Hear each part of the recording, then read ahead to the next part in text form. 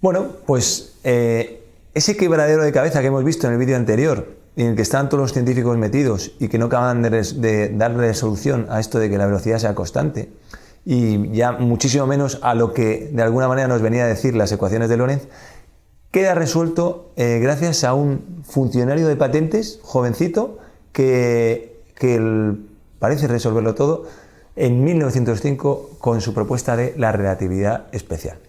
Vamos a ver un poco qué es lo que le hace, qué es lo que le motiva, qué es lo que le inspira a Einstein el iniciar ese camino que él vio como intuitivo.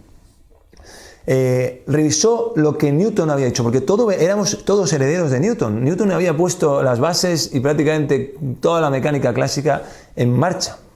Y él dijo, oye, ojo, es característico de la teoría de Newton el que tenga que atribuir al espacio, al tiempo y a la materia una existencia real independiente. Fijaros, está poniendo en cuestión la existencia real independiente del espacio, el tiempo y la materia.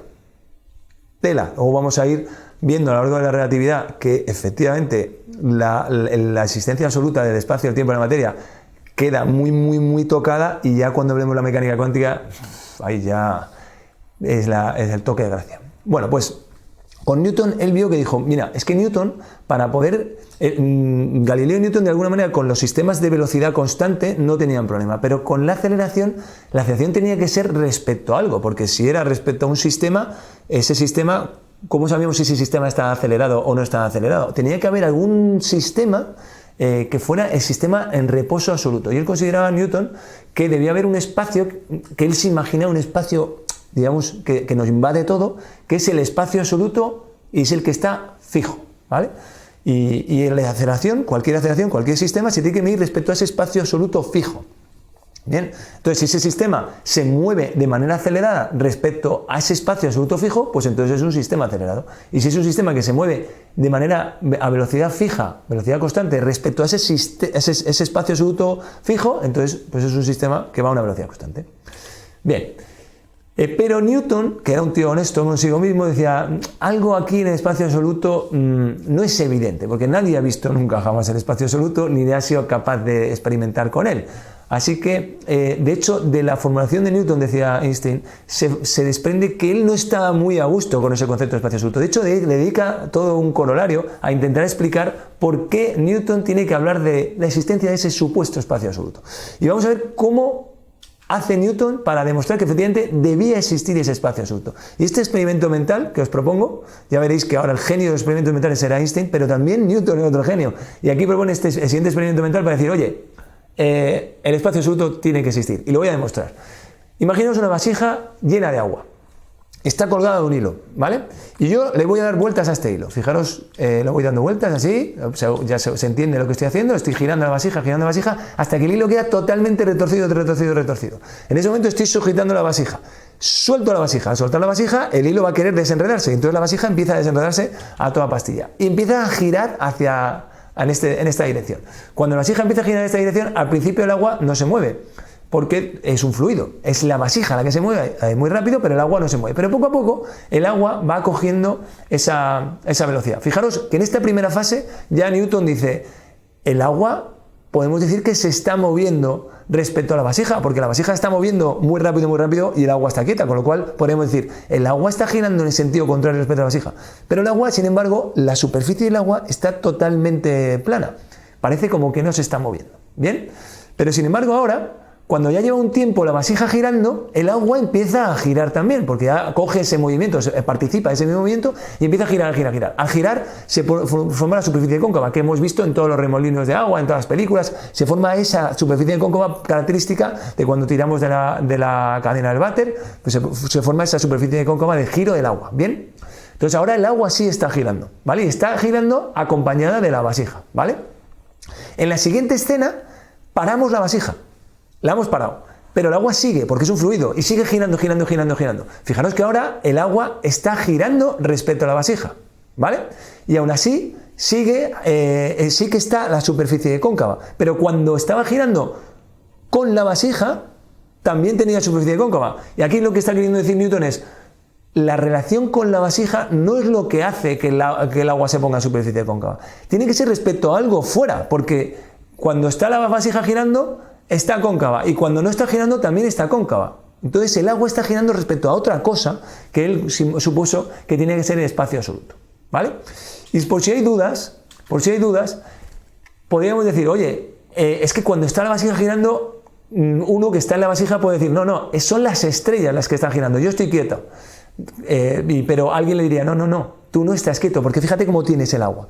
Así que el hecho de que la superficie sea cóncava nos está dando la pista de que no son las estrellas las que están girando alrededor de la vasija, sino que es el agua el que está girando porque tiene esa superficie cóncava. Con esto Newton se quedó a gusto, dijo, bueno, pues está claro, hay unas pruebas claras para poder demostrar que efectivamente las cosas giran respecto a un espacio que es el espacio absoluto, ¿vale? Y entonces aquí, cuando las cosas giran respecto al espacio absoluto, se comportan de forma extraña. Cuando las cosas aceleran respecto al espacio absoluto, se comportan de forma extraña. Generan esas aceleraciones de inercia que hemos detectado aquí en el agua. ¿Bien? Hasta ahí, todo perfecto. Pero ya Berkeley, y de Berkeley hablaremos mucho en todo el curso, es un filósofo, en realidad es un obispo irlandés del año 1722, que la verdad que es un genio, y os recomiendo leer todo sobre Berkeley. Bueno, pues Berkeley dice, ¿pero qué es eso del espacio absoluto? O sea, ¿qué es eso? ¿Quién ha visto alguna vez el espacio absoluto? ¿Quién ha tratado alguna vez con el espacio absoluto? Newton, no sé en qué estaba pensando cuando propuso eso del espacio absoluto. ¿Qué es el espacio cuando no hay nada? Pues nada. Si no hay nada, el espacio no es nada. Que el espacio no es algo donde haya una serie de estacas puestas horizontales y verticales por todos lados, no hay nada. Si no hay nada, espacio no existe. Eso es lo que decía Berkeley. Por tanto, la relación de las aceleraciones no tenemos que hacerlo con respecto al espacio absoluto, que no es nada. Tenemos que hacerlo con respecto a las estrellas fijas, que sí son algo, que están allí, y que respecto a las estrellas fijas es con respecto a lo cual se producen esas aceleraciones de inercia. Pero claro, eso crea problemas muy serios, porque si efectivamente es como dice Berkeley, si quitamos las estrellas y el agua la ponemos a girar, ¿la superficie del agua quedaría plana? Porque claro, si todo es respecto a las estrellas, pero las estrellas las quitamos, entonces no hay aceleración de inercia por mucho que giremos el agua y por mucho que giremos el cubo. Eso es un problema muy serio. Es decir, ¿estás diciéndome, Berkeley, que las estrellas fijas son las que hacen que se produzcan fenómenos de inercia? Pues Mach dice, bastantes años después, en un artículo, en un ensayo de la ciencia de la mecánica, dice, el espacio absoluto no existe tal cosa. Insiste en eso que decía Berkeley, dice, la situación debería ser totalmente equivalente. Es decir, y fijaros lo que dice Mach, dice, si yo tengo el cubo lleno de agua y hago que las estrellas giren alrededor del cubo, el agua se tiene que poner cóncava. La leche. O sea, fijaros lo que está diciendo. Lo que está diciendo es que ya no hay aceleración respecto a un espacio absoluto ni nada. Aquí es todo respecto a algo.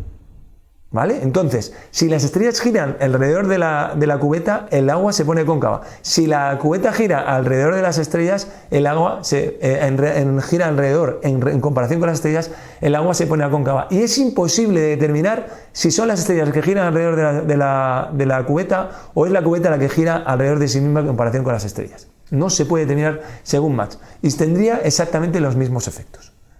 Esto es totalmente distinto a lo que siempre hemos pensado. Pero esto le volvió loco a Einstein. Y Einstein, que era un joven que ni siquiera podía llegar a ser científico, era un funcionario, hablaba con sus colegas físicos y decía, oye, ¿a vosotros no os obsesiona Mach? Porque a mí me obsesiona. Es que yo creo que Mach tiene algo de realidad, tiene algo de verdad. El concepto de inercia solo tiene sentido respecto a algo.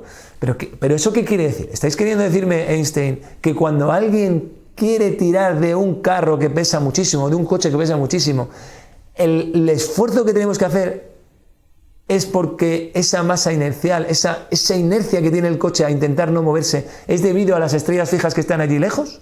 ¿Y que si quito las estrellas fijas, entonces yo puedo mover el coche sin ningún problema? ¿Es eso lo que estás diciendo? Y además, ¿por qué el coche tiende a estar en su sitio si según vosotros, según Mach y según Einstein, no hay un espacio absoluto? ¿Qué sería su sitio? ¿Cómo definimos cuál es su sitio si no existe un espacio absoluto? ¿Por qué a mí me cuesta mover muchísimo el coche si no existe el espacio absoluto? Si no existe un lugar fijo donde debería estar el coche. Son preguntas muy complejas que Einstein intentó resolver con la relatividad. Ya vamos a ver que ni siquiera la relatividad resolvió muchas de estas preguntas. Pero le puso en el camino a Einstein hacia una teoría que ha sido súper fructífera a lo largo del siglo XX. Así que Einstein analiza la problemática del espacio absoluto. Habla con todos sus colegas, dice, aquí hay algo en el espacio absoluto que debe ser la clave para resolver todo. Y fíjate, este sí que es un problema mental, un ejemplo mental que pone Einstein en su libro, ¿vale? Imaginaos un chaval que está encima de un puente, tira una pelota, ¿vale? Y la pelota, como sabéis, va a realizar un camino, por supuesto recto, y acelerado, ¿vale? Y va a ir hacia allá, el chaval dice, bueno, la trayectoria, no hay duda, es una trayectoria recta. Lo miremos por donde lo miremos, esa trayectoria recta. ¿Seguro? Ahora vamos a poner a Eric encima del tren.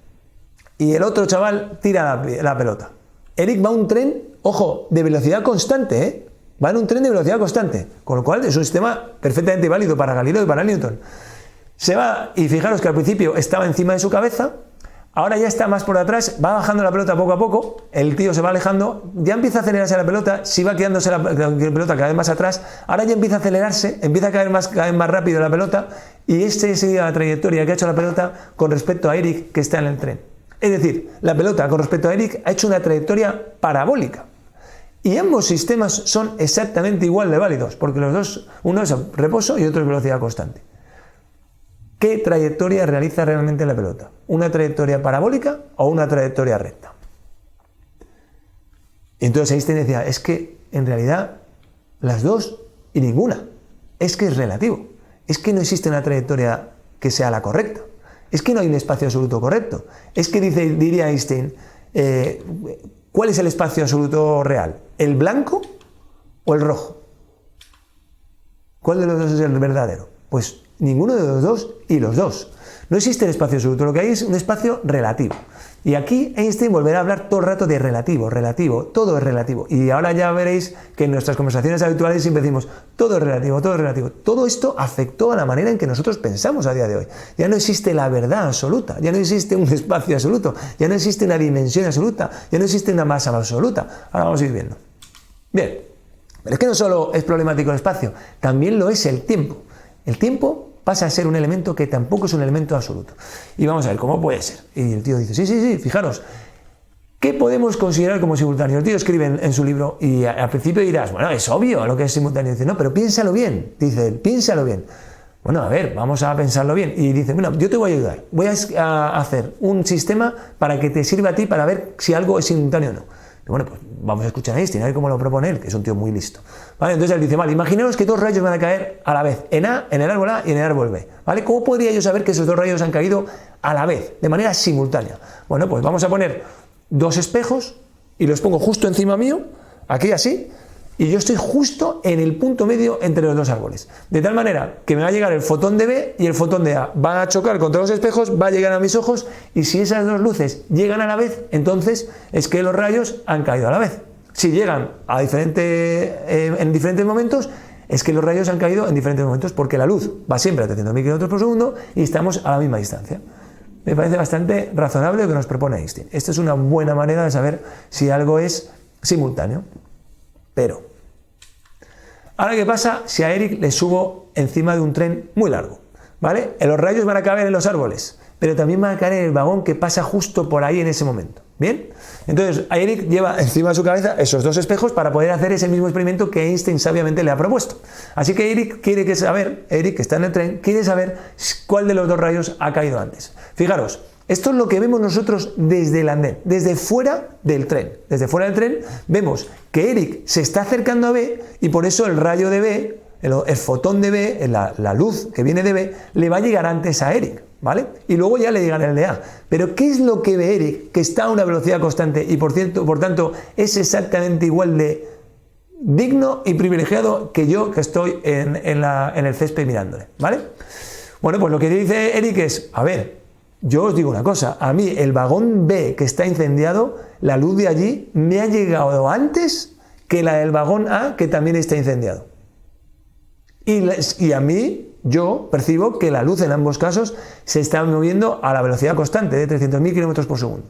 Si la velocidad es la misma y estoy en el punto medio y uno me llega antes que el otro, ha caído el rayo en B antes que en A. Así que no podemos ponernos de acuerdo en saber qué es simultáneo y qué no. Unas cosas son simultáneas para mí, que estoy en el césped, pero para Eric, que está en el tren, no es simultáneo. sin más. Es que no es simultáneo. La velocidad de la luz sigue siendo la misma, está haciendo 1000 km por segundo en ambos lados. En un sitio la luz llega antes que en el otro, mientras que cuando estamos en el césped la luz llega exactamente a la vez. Y ninguno de los dos sistemas es privilegiado. Así que ya no podemos hablar más de simultaneidad. Podemos hablar de vivencias simultáneas en un determinado sistema. Yo estoy en un sistema, estoy quieto o estoy moviéndome en el tren y puedo considerar que algo es simultáneo. Pero no puedo considerar que es simultáneo de manera absoluta. Puedo considerar que es simultáneo para mí, pero para otro no. No existe un tiempo absoluto de referencia. Tela marinera. Veamos otro ejemplo clarificador sobre la deformación del tiempo. En realidad no es deformación. La deformación hablaremos más adelante. Digamos que es relatividad del tiempo, ¿vale? Fijaros, un revisor. Este ejemplo lo puso él también. Un revisor está en el andén y tiene su clásica linterna, mira hacia el espejo, o sea, lo enfoca hacia el espejo que hay en el techo del andén y lanza el fotón, ¿vale? Lanza el fotón, choca contra el espejo, vuelve y mira a ver cuánto es el tiempo que ha tardado ese fotón en ir desde la bombilla de la linterna hasta el espejo y vuelta. La altura del vagón es L', el tiempo que ha tardado en recorrer ambos trayectos es T', ha recorrido 2L' en T'. La velocidad de la luz es, por tanto, 2L' partido de T'. Hasta ahí, ningún problema, ¿vale? El tío está en el vagón se mueve a velocidad constante, va a la velocidad de la luz, todo sin problema. El problema está cuando esto lo analiza una persona que está en el césped, ¿vale? Vamos a ver la persona que está en el césped qué es lo que ve. Fijaros que el vagón se está moviendo a una velocidad bastante cercana a la de la luz. Y el fotón, por tanto, está haciendo este movimiento para el del césped, ¿vale? Y fijaros, ha recorrido todo eso el fotón. El fotón no ha recorrido L', ha recorrido mucho más, ¿vale? Pero si el fotón ha recorrido mucho más y la velocidad para el del césped tiene que ser la velocidad de la luz, entonces que el tiempo ha sido mucho mayor, porque así, al dividirlo, me sale también velocidad de la luz. Es decir, el tiempo para el del césped va bastante más lento, es decir, ha pasado mucho más tiempo que en el... Perdona, va mucho más rápido, ha pasado mucho más tiempo que en el vagón. Y aquí está la demostración, es decir, que el tiempo, el reloj de la persona que está en el césped va muchísimo más rápido que el reloj de la persona que está en el vagón. Y vamos a hacer los cálculos. Esa distancia D que ha recorrido diagonal sube L' y avanza Vt partido 2, porque hemos visto que el tiempo T era lo que tarda el fotón en subir y bajar, ¿vale? Con lo cual Vt partido 2 es lo que ha avanzado, ¿vale? Entonces, para la persona que está en el césped, el tiempo que ha pasado es 2D partido de C, ¿vale? Porque el fotón ha tenido que ir a velocidad C y ha recorrido 2D, ¿vale? Con lo cual el tiempo para la persona que está en el andén, en el césped, es 2D partido de C. Mientras que el tiempo que ha recorrido, el que ha pasado para la persona que está en el vagón, es 2L' partido de C, ¿vale? Porque son las dimensiones del techo 2 veces partido de C. Ese es el tiempo que ha pasado para la persona que está en el vagón. Y son dos dimensiones distintas, porque fijaros que 2L' es muy distinto que 2D, es decir, que el T' es mucho más pequeño que T. Pero vamos a ver cuál es la relación que hay entre ambos. Fijaros que D yo la puedo calcular muy fácilmente. D es hipotenusa al cuadrado igual a cateto al cuadrado más cateto al cuadrado, con lo cual D es igual a raíz cuadrada de Vt al cuadrado partido de 2 más L cuadrado. Y con eso lo meto en la fórmula de abajo y saco que T es igual a 2 partido de C por esa raíz cuadrada. Y fijaros que de T' puedo sacar que L' es igual a T' por C partido de 2. Y de estas dos fórmulas llego a que T' partido de T es igual a esa raíz cuadrada. Es decir, esa es la regla que nos va a determinar de manera relativista la relatividad de los tiempos, ¿vale? Esto se llaman, para el que lo quiera investigar, porque se ha quedado como sospechando decir aquí hay gato encerrado, que lo investigue en internet, se llama dilatación del tiempo de relatividad especial. El tiempo va a velocidad diferente para el vagón que para la persona que está en el césped. Y lo acabamos de demostrar. Si la velocidad es constante, quiere decir que el tiempo tiene que ir de manera diferente, como había predicho las ecuaciones de Lorentz, ¿vale? El tiempo va más lento en el vagón, que es el que se mueve. Pero espera.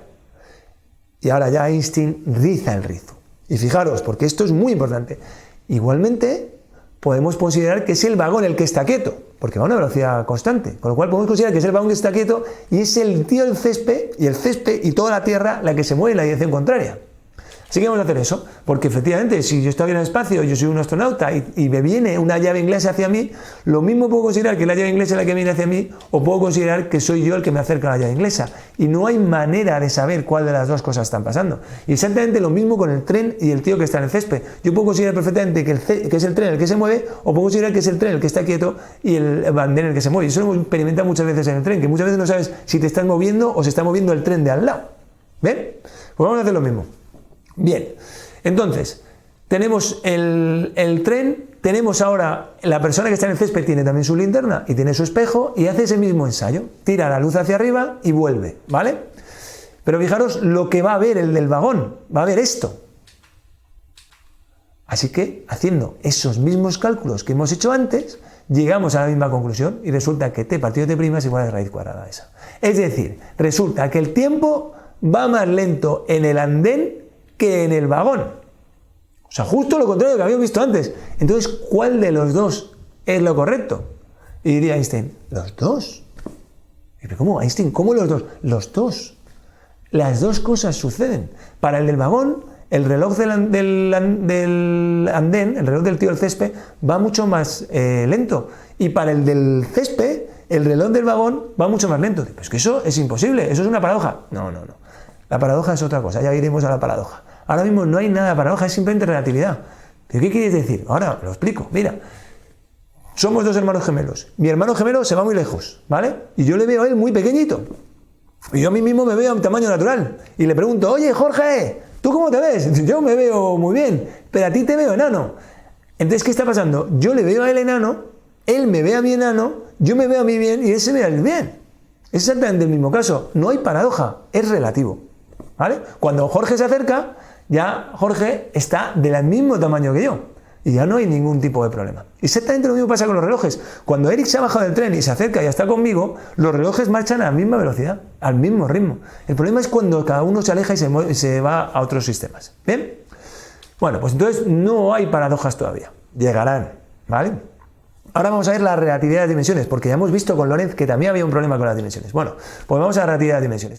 Bueno, pues incorporamos aquí un inciso para explicar las cosas bien. Hasta ahora en este vídeo hemos visto cómo Einstein iba explicando que efectivamente los tiempos no se correspondían entre el observador que está quieto y el observador que se mueve, que el que se mueve también puede considerar que está quieto y el otro es el que se mueve. También ha ido desmontando esas supuestas paradojas, porque al final lo que considera es que simplemente es relatividad, es relativo. Vimos el ejemplo de ese gemelo que se aleja y se ve más pequeño, pero también el otro gemelo se ve más pequeño con respecto a ese. Y vamos a ver ahora lo que se llama la contracción de Lorentz en las dimensiones. Hemos visto la contracción del tiempo, ahora vamos a ver la contracción de las dimensiones. Con el ejemplo que vimos en su momento cuando vimos lo de las fórmulas de Lorentz, con el ejemplo de ese tren de 300 millones de metros. Que no lo voy a repetir, simplemente lo voy a pasar otra vez muy por encima, que al final recordaros que efectivamente no coincidían las dimensiones del tren respecto a las dimensiones de la vía, no coincidían los tiempos, porque los tiempos del tren se retrasaban con respecto a la vía, y no coincidían qué sucesos eran simultáneos. Bien, hemos explicado ya a lo largo de este vídeo cómo efectivamente puede suceder que efectivamente los tiempos no coincidan y puede suceder que efectivamente no se pongan de acuerdo en qué sucesos son simultáneos. Pero es que además también sucede que las dimensiones se achatan. Y ahí lo hemos explicado cuando vimos la ecuación de Lorentz. Pero ahora falta explicar cómo es posible que para el de la vía el tren se achate y cómo es posible que para el del tren la vía se achate. ¿Vale? Porque vimos que efectivamente la luz va a 300.000 km por segundo para cada uno de ellos, pero no están de acuerdo ni en los sucesos que son simultáneos, que ya hemos explicado en este vídeo, ni están de acuerdo porque uno dice que el otro se retrasa y el otro dice que él es el suyo el que se retrasa, y las dimensiones se achatan. Para uno el otro tiene las dimensiones achatadas, para el otro el uno tiene las dimensiones achatadas. Bueno, en realidad es más bien una vivencia, es la consecuencia de hacer medidas de cosas desde sistemas que van a velocidades distintas, ¿vale? Esto todavía, cuando hablamos de la contracción de Lorentz, no estamos hablando de una deformación del espacio y tiempo todavía, eso entrará cuando veamos la relatividad general. En este momento es simplemente una vivencia de un sistema respecto a otro. Y vamos a ver un ejemplo para que se entienda. Imaginaros dos personas que están encima de una alfombra totalmente circular, ¿vale?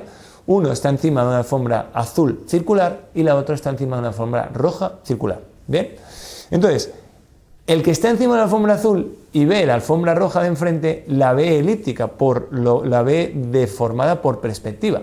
y el que está encima de la alfombra roja y ve la alfombra azul enfrente, la ve elíptica, deformada por la perspectiva, ¿vale? De tal manera que el que está encima de la alfombra azul dice, veo tu alfombra roja y es elíptica, y el que está encima de la alfombra azul, de la alfombra roja, dice, veo tu alfombra azul y es elíptica, ¿bien?